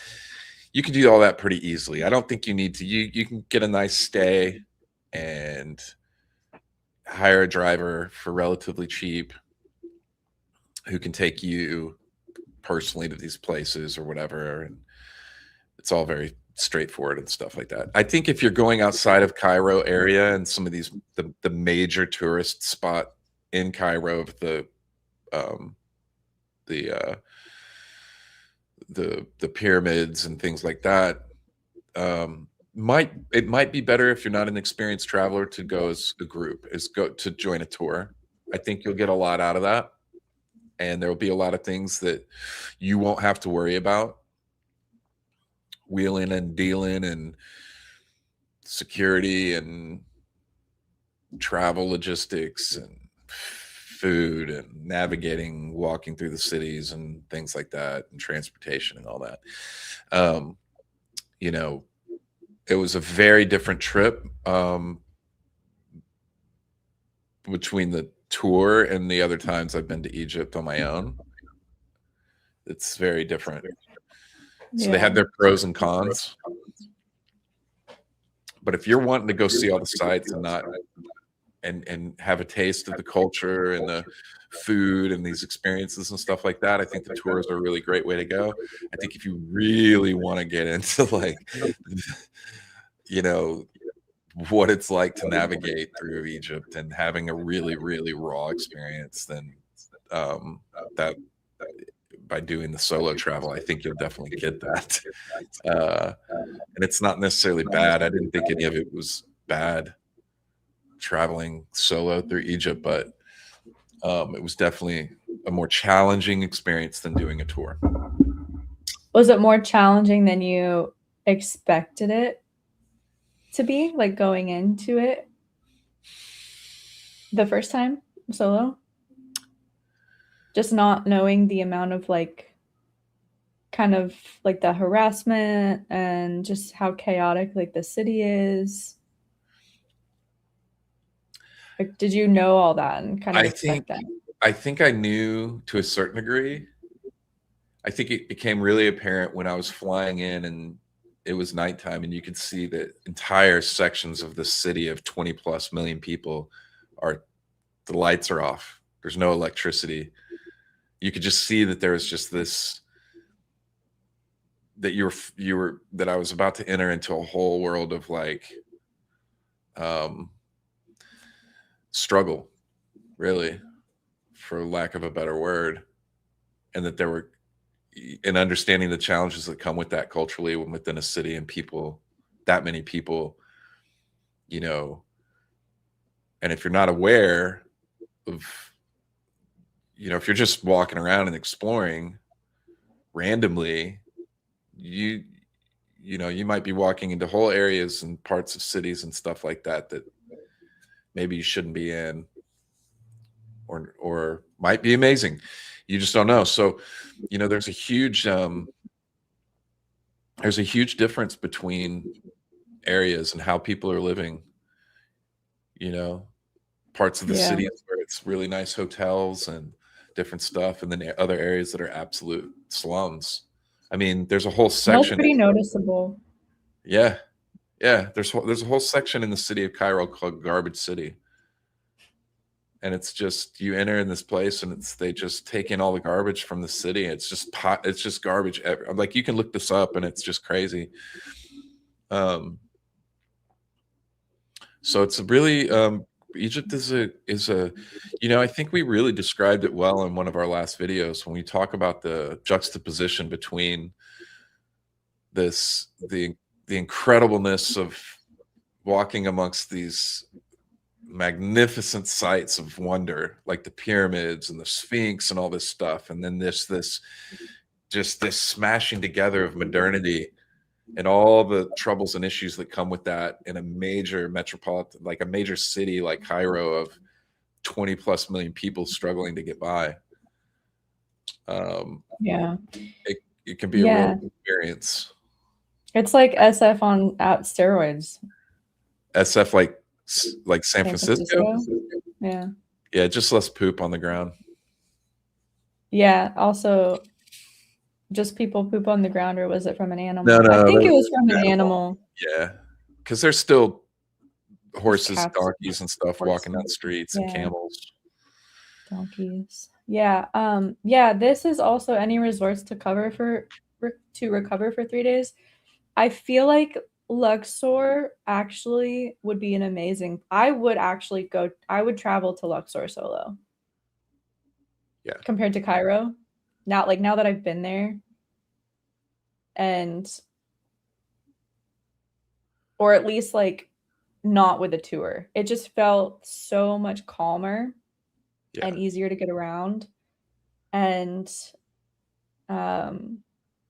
like it seemed like there were a lot more just like couples and small groups, and like there were less big tour groups, and it was just seemed like more, there were lots of Europeans that you could tell were just like there on vacation. I actually on my way home sat next to a British couple that were just there for vacation with their toddler, which is really interesting. But the resort that we stayed at, was it Ibertel in Luxor? Yeah. And I do want to say just real quick, I don't think that there's ever been a time in Egypt where I felt necessarily unsafe, like something physical or some kind of violence was going to happen or something. I think it's more about what we were talking about earlier, which is just the navigating that social tension of interaction between being hustled versus genuine interaction, and just navigating that socially throughout the day as you're going from place to place. Yeah, this is where we stayed. It's $66 a night. Is that for realties? I would expect this place to be $250 a night. I really enjoy the outside area and the pool. Yeah, I would stay here as a vacation. There were actually that guy that came over and talked to us while we were sitting out on the patio, and he was like, I've been coming to Luxor for 25 years. He had a whole speech. He was like, I hope that it captures I wish I caught this on camera. Dang it. He was like, I hope that it captures your heart the way that it's captured mine. He was very theatrical about it. But I imagine I think he was saying this is where he stays. He seemed very familiar with all of the wait staff. There were also some very like gangster looking Eastern European guys covered in tattoos. I was like, that's a vibe. I missed that. Really? I think I have one of them on camera. And this was right on the Nile. Right on the Nile. I actually got. Yeah, I think everybody had some issues with the bartender. It seemed like, because I wasn't drinking, so I was just watching. Were you there for all that? because the Yeah, he just bartender, had a bit of an attitude. he had more than a bit of an attitude. It seemed like I wasn't involved in any of the because I didn't get anything, so I was just like outside observer, and it seemed like he was being quite a dick to everyone. And Jeff is such a nice guy. If you get him red in the face and kind of upset, I think you're really pushing it. Who? Jeff. If you can upset Oh, Jeff, really? you've Beth, did really. he- Jeff didn't get upset, but if you can push Jeff to a level of like being like, what the hell, man? Then I think you're probably being a dick. Yeah, because Jeff is just an absolute gentleman. Oh, Jeff, yeah, the bartender and I had some issues. He was being pretty weird about us paying separately, which, like, I don't know. I think, like, as we know, I was in the service industry for on and off for 15 years. You wouldn't like Jeff. He's angry. Yeah, don't make Jeff angry. I wouldn't want to see Jeff angry. No. That guy He's looks too like nice. he can. Jeff looks like he can bend iron. Yeah, I wouldn't want to see that. Yeah, I don't know. I feel like I'm like, I can be either lenient with wait staff or completely like not at all, depending on the situation. Because it's like just running separate cards. It's like that's your job. It's not hard. You're putting a card in a machine. It's not a big deal. You're making the same amount of money.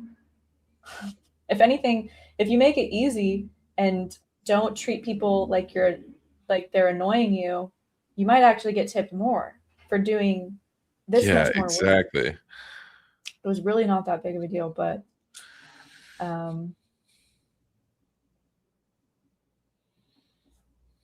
I also am like, I get it. Customers are annoying also, so Yeah, it goes both ways. But I don't think no one in our group was being like obnoxious or rude or anything. Like I would be the first person if I was eating out or dining with someone and they were being rude to the waitstaff, I would be the first person to be like, "Excuse me, check yourself. Don't speak to our waiter like that." Yeah, but if you're not, that was my read. It sounds like the job wasn't for him. Yeah, that was my read. It's like, why is this your job? You seem like you hate it and people. Yeah. But despite him, yeah, it's a good. It was a beautiful hotel. It was so nice. And now that I know it's $60 a night, I really want to go back. And most people do when they go to Egypt. If they're doing a longer trip, they do Cairo area and all that, and make it down to Luxor. These are the big spots: the pyramids, Saqqara, all those sites there in and around Cairo, and then getting down to Luxor and doing Karnak and Luxor. How far is Aswan? That is all the way south. Wait, no. Another. For some reason, I was thinking Abu Simbel. Aswan is, I think, north of Luxor. No, it's south. You're right. Is it? Okay. Yeah. But what is that? A couple hours? Yeah. I really wanted to include that on the tour, and it was just too much to do to just try to get down there. But that's a site that's just so worth seeing. Abu Simbel is the one that's way south. Whoa.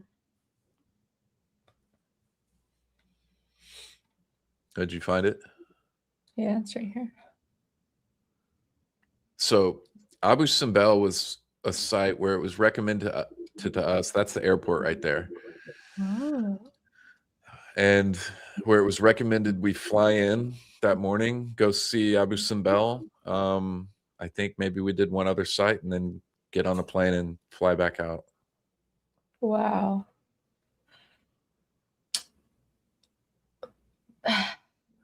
Yeah, the luxury side Sammy's of just Egypt. looking up hotels. I love hotels. I'm like, wow, I want to What are stay we? here. Look at that What are we doing? A hotel review? view. But zoom in on Abu Simbel there. What sites are here? So that is Okay. yeah. Okay, So yeah. that's the site we went to there. And I believe this is the site that was removed piece by piece and relocated after the dam was built. That's so cool. Will you look that up? Abu Simbel moved, because I think they cut all these pieces up and moved this site.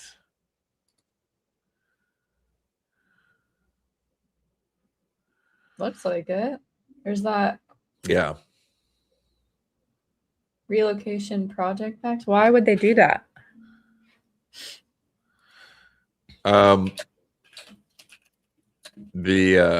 When they built the dam, it flooded a whole region.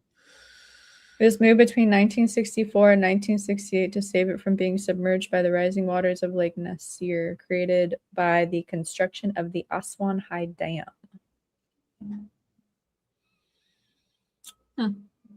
We did Philae too. Interessante. Where's Dendera? Dendera is to the east of Luxor, I believe. Hathor is one of my favorite Egyptian goddesses with absolutely nothing to do with Egyptian mythology, but purely because I am a Stargate fan and I just love Hathor in that show. Yeah, scroll out a little bit. Let's see where it is in relation to. There it is. Okay, it's just north, not east. Oh, that would be cool. And that is one that I still have not seen, which I really regret on my trips to Egypt. I still haven't been to Dendera. Cool. So we go back, we skip Cairo, we go straight to Luxor. Yeah, and I haven't done Alexandria either, so. Oh, well, that's the other direction. I like this. Yeah. Day trip. Apophis. Yeah, Apophis. Apophis. I can't speak. I agree, Jace. What are you trying to say? She needed more episodes. I agree. They had to kill her off, or well, I literally just watched this episode with her. Are you not a Stargate fan? Me? Yeah. I liked the movie. I always thought the show was a little cheesy. That's the gold. I know. So good. You know what Stargate show I liked, and I was really bummed that they canceled, was Stargate Universe. So they got 2 seasons out, and I thought it was going really well, and I thought it was really cool. Have I not seen this? Oh. Robert Carlyle was in it, a bunch of people. And it was pretty good. Is this the one that I haven't seen? Yeah, so if you haven't seen it, there's 2 seasons worth of a new Stargate show, a new for you that you could watch. And they canceled it? They did. They canceled it after 2 seasons. And it's I thought it was good. I thought it was really good. I was really enjoying it. And then they canceled it. I was really bummed by that. So they might be bringing it back in the new Stargate show coming out. I saw an ad for that recently. Oh, that would be amazing if they did. Fuck it up, dude. Amazon fucks up everything. They better not ruin it. universe was ahead of its time. Yeah, when did this come out? I don't know. It's been several years. But 2009? I enjoyed the premise. 2009. It's like more than several years. It feels like it's several years. That's true. It was 2009? 17 years. 17 years. It came out 17 years ago. There's people out there having babies that were born then. I was 5. Oh my God, shut the fuck up. I know, I'm kidding. I'm not 23. I'm 10 years older than that. Oh my God, still. I was born in the 70s. Do you need your butterscotch? I need my... Mike is having an old man day today. He needed his heartburn medication. I had to get my heartburn medication going before we started streaming. What else did I need? Oh, Glasses. I need my magnesium and my your heartburn medication and ear, my glasses, so I can't see hearing anything. aids. I need my glasses and my hearing aids. Are you gonna get the? I can't see Are anything you gonna anymore. get the brain implants?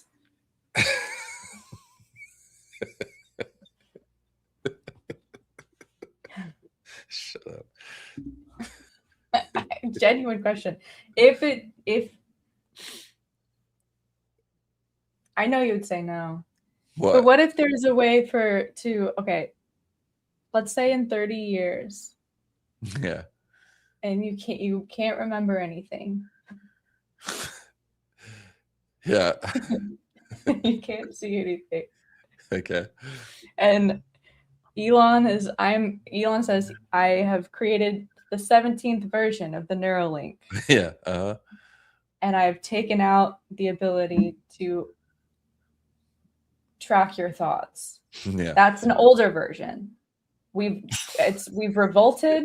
Too many people are sick of their brain implants, reading their thoughts.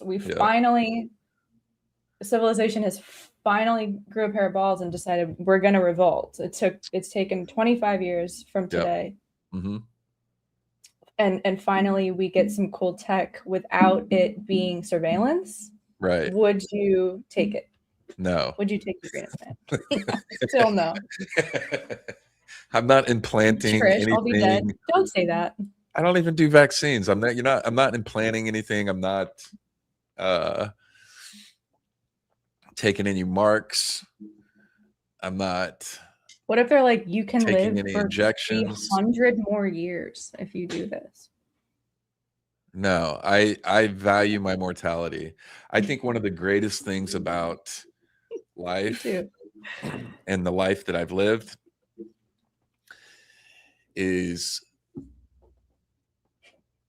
how difficult the first half of my life has made me so appreciative of where I'm at now and the second half of my life that I have ahead of me. And it gives it value, and it also has made me value time in a way that I didn't used to. I don't like to say that I feel like I wasted,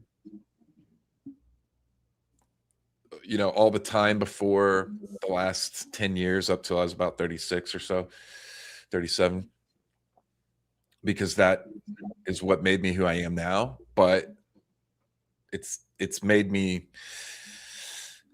value the time I have left so much more. Yeah. And if I knew that I could potentially live for 300 more years, I don't know, man. Like I don't know. I would only want to live that long if that means that I'm older than everyone else and I get to be the Oracle. You know what I mean? Like if everyone is living that long and it's like totally normal and like nothing special about it, then no, I'm good.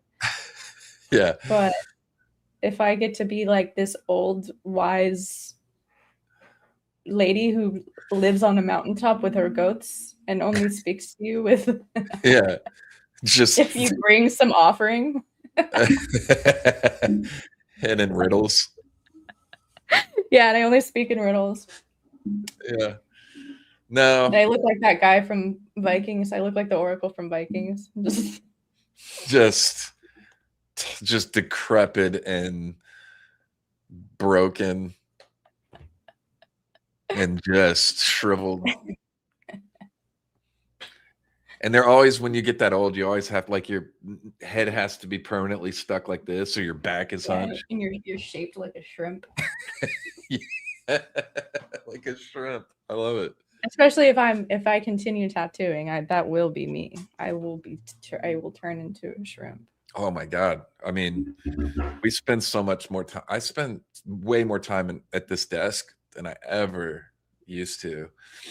And I don't know. I need to get one of those feel that way. posture correctors. Yeah. So I sit at my computer like this and sit like this. Wait.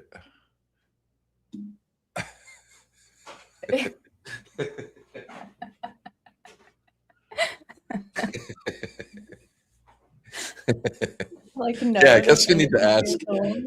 Yeah, dude, exactly. I honestly, I've thought about this. No, Riz, goats. I've thought about this. If you could live to like 800 years old, I think probably at least the first 50 years of your life, maybe 100, you'd probably look at yourself and be considered by everyone else as a child. Like how vampires look at mortals. Yeah, but I mean, think about it. Like, we just, like, all the way up until you're like 40s, you're really just kind of like, I don't know. I feel like I just woke up this year. Huh? I feel like I just woke up this year. Like, I feel like there are things that in my life, I feel like I'm just realizing, like, why did I see things that way? It's just so crazy how much your brain changes from like 20s to 30s, and I imagine to 40s. Yeah, it feels like in your mid 30s or so, there's like this kind of like second coming online type of thing that happens, of like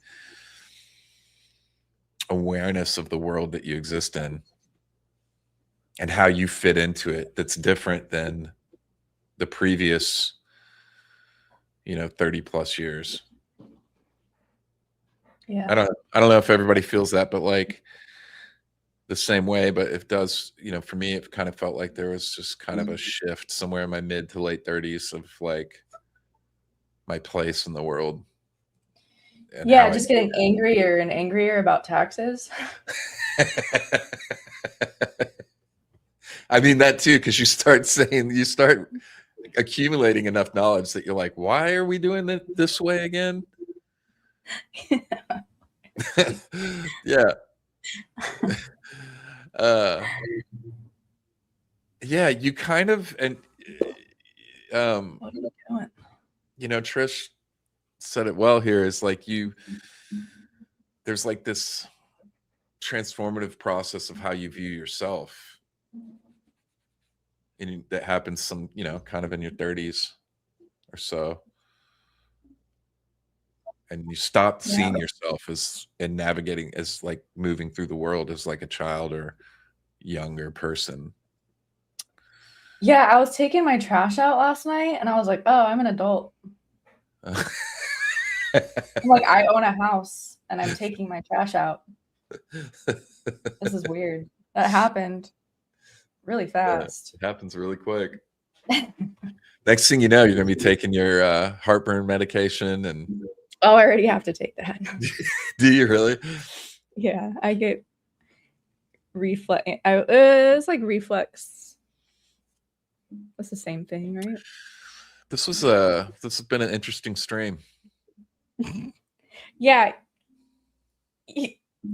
I love that we've come up with topics to talk about. Like, we'll fucking stick to them. Give 2 ADHD people a we microphone and see yeah, what we happens. yeah, we don't care anymore. You guys are going to find that we've fully talked about this, that we fully plan on moving into a much less scripted version of the show week to week. A So little bit more unhinged. I'm dedicating to making sure to drink coffee before every live stream so that I'm not just like,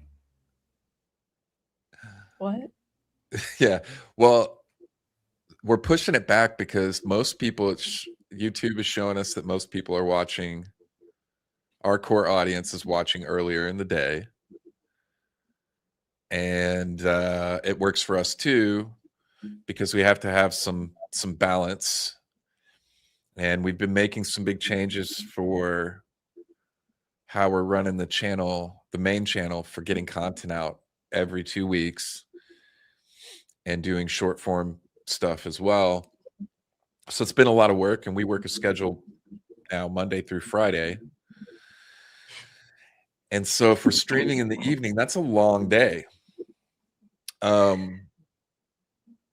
Right? Sorry, So I'm cracking up over this comment. We didn't talk about World War 11. Did you mean I hope that was in reference to that Omar, what's her name? That I missed that that. What video happened? I saw it enough to know she made a comment about World War 11, but she was just reading some, script that someone wrote for her that she probably didn't read at all before, and Ian Omar, yeah, and she was referencing obviously World War II, but it's Roman numerals, and so she read it as World War 11.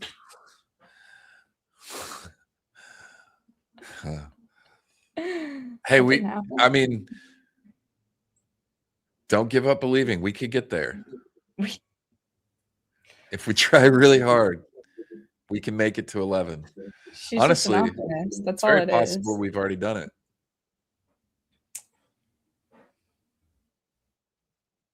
Yeah, because time isn't linear. Is that what you're saying? Yeah. It's already happened in the past? Or are you talking about pre-Younger Dryas, or are we talking about time collapsing on itself? I'm saying like this, we could have already, there could potentially have been so many ups and downs that we're just doing. So this could be actually World War 500. It could, yeah. And then in a million years, none of what we're doing today will be remembered. They'll have in their world war, and they'll call it World War II. But there's been a stop believing. Oh shit! What's up, dude? Don't stop believing. Yeah, we leer really hard. That's true. 11 is an angel number. That's what she meant. That's really what she meant. We just have to we have to leer our best. If we keep leering,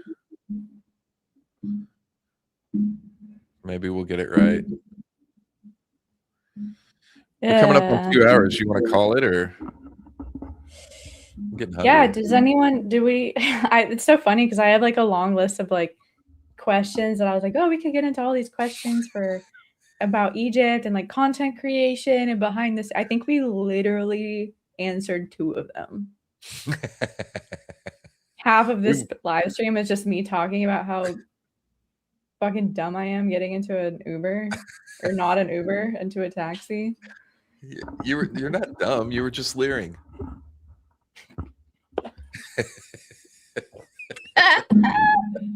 Just leering. We're just leering. Yeah. Dreas, my book is out. The book is out now. I haven't done any promotion on it because I have the publishing company is doing the whole marketing push, and they're going to be doing that pretty soon. But the book is out. You can buy it on Amazon right now. So yeah. Lost, Then Found. There it is. Boo.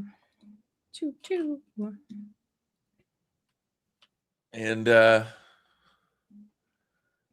leave a review. Leave a 5-star review. yeah, I can say that. He would never say that, but I can say that. It would be very helpful. Too humble to say that. But yeah, if you want to hear my crazy story of how I got to where I'm at today, doing what I'm doing, that's it. I'm still reading Gary's book too. I know it's next to my bed. I've been so bad at reading. I'm trying to leer as good as I can, but when you work on YouTube, I end up just watching YouTube videos about everything. Like everything revolves around YouTube because that's what I do. So it's just kind of crazy. I need to be reading more because I always enjoyed reading. I really loved reading growing up. I loved reading sci-fi books and stuff. Lear maxing, yeah.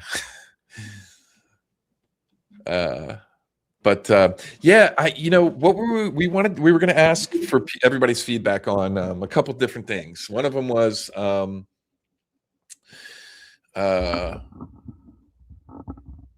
were we going to ask about topics and guests? We want to start engaging and doing things with you guys more.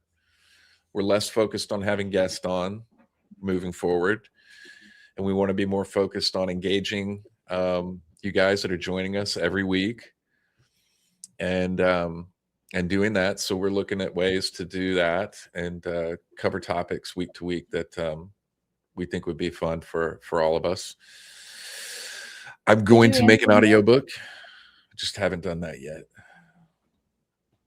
And this will be the new time for the stream. Yes, Dreas, this will be doing, we'll actually be streaming at 3 p.m. Central Standard Time. So an hour earlier than we started today. Yeah, that was the plan, but then I bungled my calendar. Sorry. So next week will be 3 p.m. Central Time. And we'll be doing that every week. Hell yeah. What else did we want to ask everybody? I don't know. Are there any other questions about Egypt? 10 p.m. for you. Yay, Dreas. That's good. So what time is it there right now? 11, 12? Yeah, he's up late.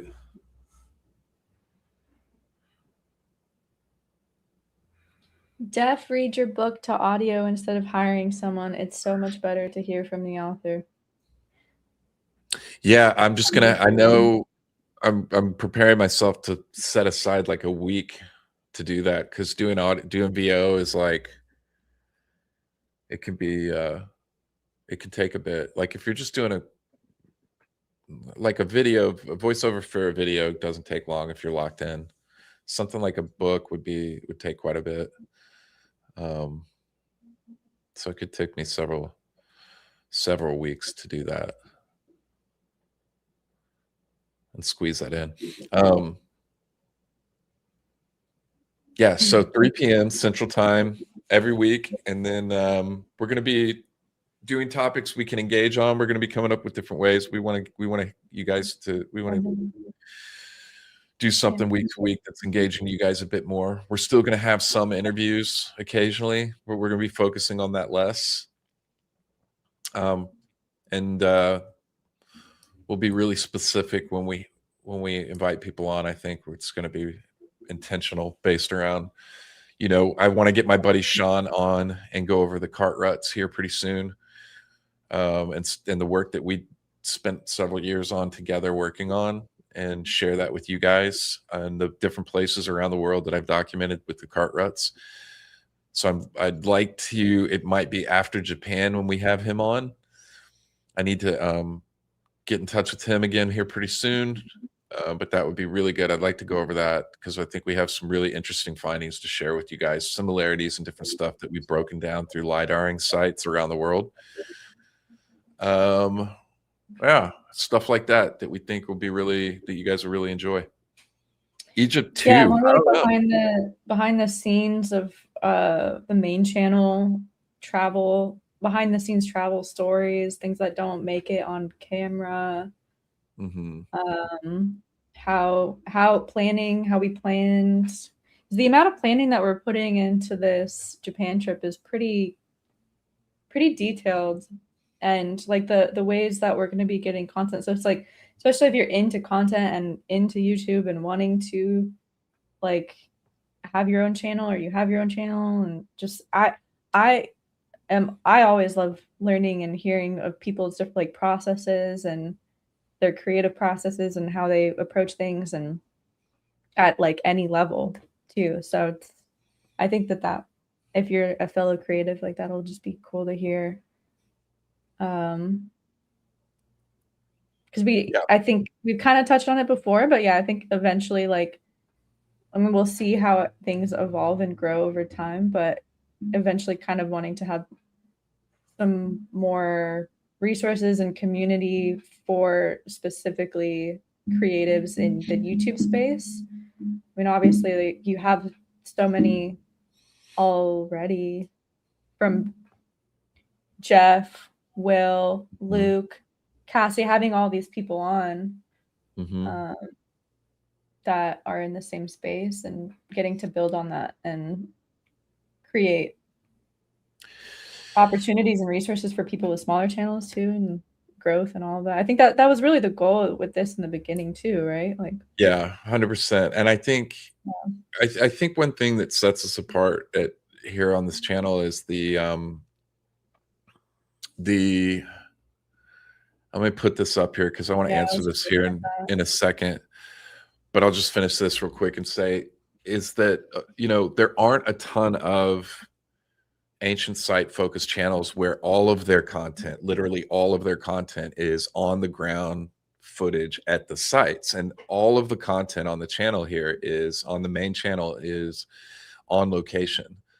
So we're taking you to these places and showing you these sites in person. It's not me in front of a screen talking about stuff and then putting pictures on camera, which is totally fine for that type of content. But I think you guys would be really interested in what we're working on and sharing with you guys in the live streams here coming up in the next month or two or so, or maybe when we get back from Japan, is the process that goes in, because it's a lot of planning.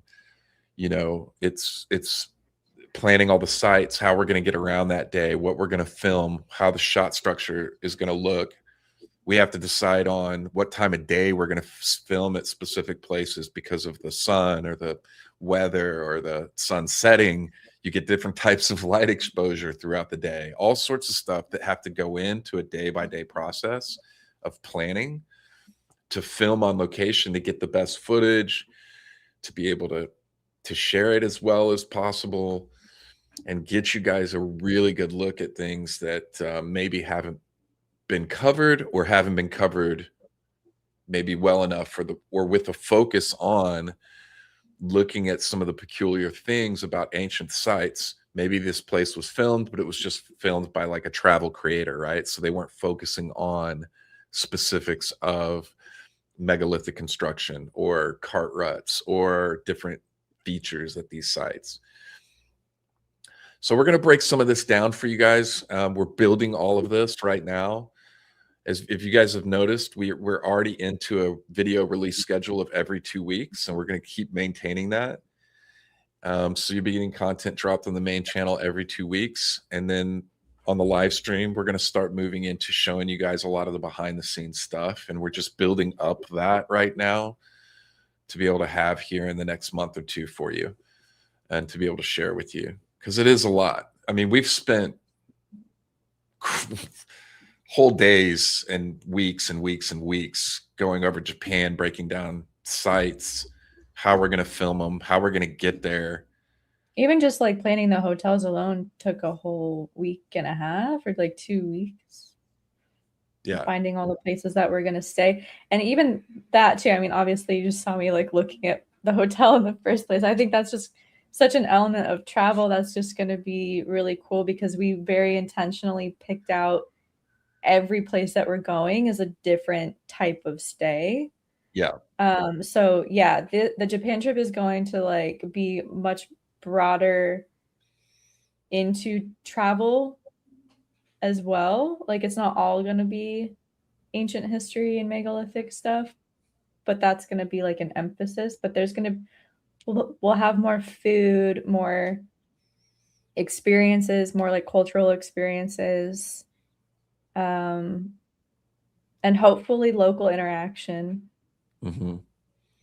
So we'll show you what it's actually like to travel to these places, see these ancient sites and things, and what else you can get out of the experience of going there and, you know, experiencing the culture, experiencing things like the food and the stays and the traditions and things while you're going to visit ancient sites and stuff around the world. So I think you guys, it's going to expand our content a bit to include like the whole aspect and experience of traveling around the world to see ancient sites, not just shots of megalithic stones, but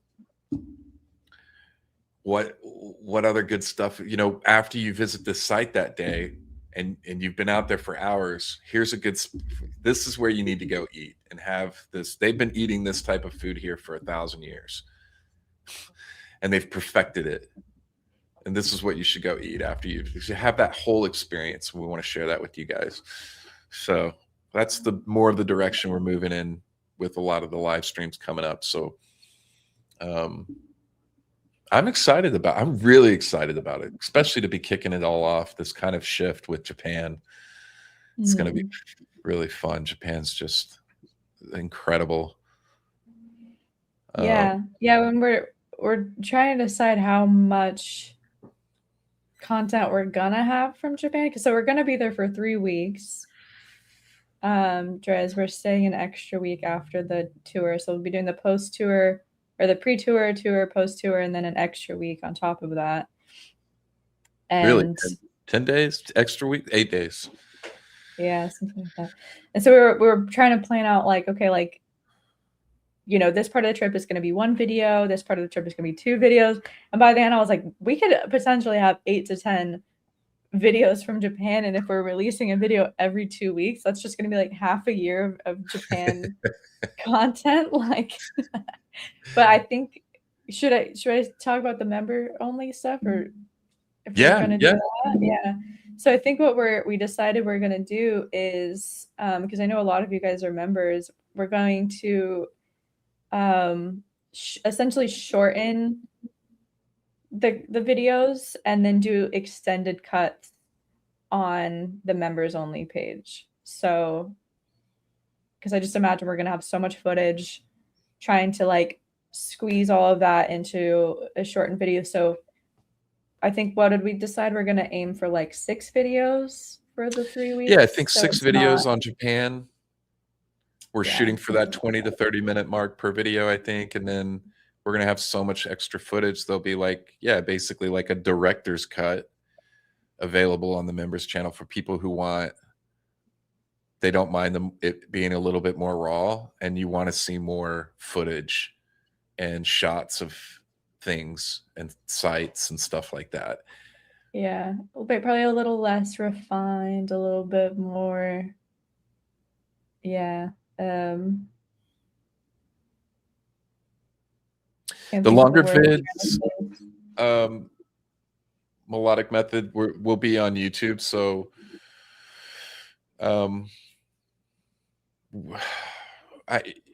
it'll be for YouTube members on the YouTube. And we should be looking at uploading content because we still have some Patreon members there. Everybody's been joining YouTube members, but we should be able to move stuff over to the Patreon as well. That shouldn't be too hard for us to incorporate. And so thanks for bringing that up. But we are working on fleshing out content for our members because the channel's been growing in that direction a lot. There's a lot of people supporting us. And so we're trying to build that side of it for our members to have special content and access and things. Yeah. We're thinking of you. We are. And you guys got to understand, up to this point, without, you know, we're really dialed in now. And for me, when I was doing this, I was just putting out fires. I've been putting out fires for like 8 years on my own. But now I have a Sammi. Now he has a Sammi. So things have started getting organized and we're actually making progress on things. So I'm very happy to have a Sammi. Sammi who loves systems and organization. We are going to try to do Yonaguni, but not on this trip. We won't have time on this trip. We won't be able to make it down. It's way south on a different island. I didn't have time to get my diving certification. Same. I need to do that next year. I think we're going back next year. Yeah, if next year works out, we're going to be trying to do Yonaguni and dive. So that'll be interesting. That'll be really Mike's gonna have to get over his fear of dying underwater. I hate it. I don't like being in the look. I'll do it, and I do it, and I have done it. I just don't like being in open water. And then you add on to that me being underwater, trusting some contraption on my back to like keep me breathing. Like get in the bends and have to live in a hyperbaric oxygen chamber for a month. Yeah, I'm not a huge fan. It doesn't sound fun. Here's what bothers me the most about the idea of drowning is that it's like you have more than enough time to contemplate everything that's happening. And, you know, it's not like this, you know, it's not like. Remember, on the plus side, you'll only die once underwater, so it's not like a reoccurring thing. It's true. This is true. Died before. Yeah, DMT enough times. What? Yep. All right. We love you guys. You're amazing and beautiful and wonderful. And I hope everybody has a wonderful week and that we get to see you again next Tuesday, 3 p.m. Central Time. And gracias por todo. I'd be remiss if I didn't plug it. Join us in Greece. Greece is live. You can come travel with us to Greece. Actually, let me drop it. Do it. Do it. Can I drop it? Do it. Buy a ticket now. Do it. I don't know. That's my job. Slacking. We'll put it in chat for you. Tours. I don't know what I'm doing. You do it. I got you. I'm on it. Come with us to Greece. Quick with the draw. It'll be amazing. Still spaces. I think the trip's about a quarter full. It's going to be fun. We're doing it with Luke Caverns and Will from Incredible History. I was just going to say, I'm so excited to hear them nerd out on all of the historical facts. Luke, we're going to be standing at the exact spot where, where Aristotle spoke to someone else very important, and Luke is going to be like, right here. He is going to. And I'm going to be off in the corner with my camera, being like, yes, we got it. Yeah. All right. I hope to see some of you guys there in Greece, and if not, we'll see you next week. All right. See you next week. Bye-bye.